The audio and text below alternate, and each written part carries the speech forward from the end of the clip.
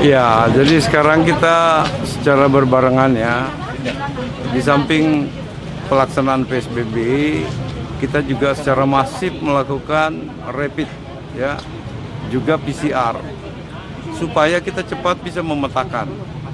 Dan ada program kita yang namanya wisata COVID ya, duta COVID. Nah, semua yang terjaring reaktif itu kita masukkan ke wisata COVID, terutama yang tidak ada gejala. Harapan kita adalah kalau ini semua kita sudah jaring, ya tentu ada beberapa sektor-sektor yang mungkin sudah bisa kita longgarkan. Kalau ini semua sudah terjaring, kalau ini belum, saya kira sulit ya, karena kita takut fase kedua.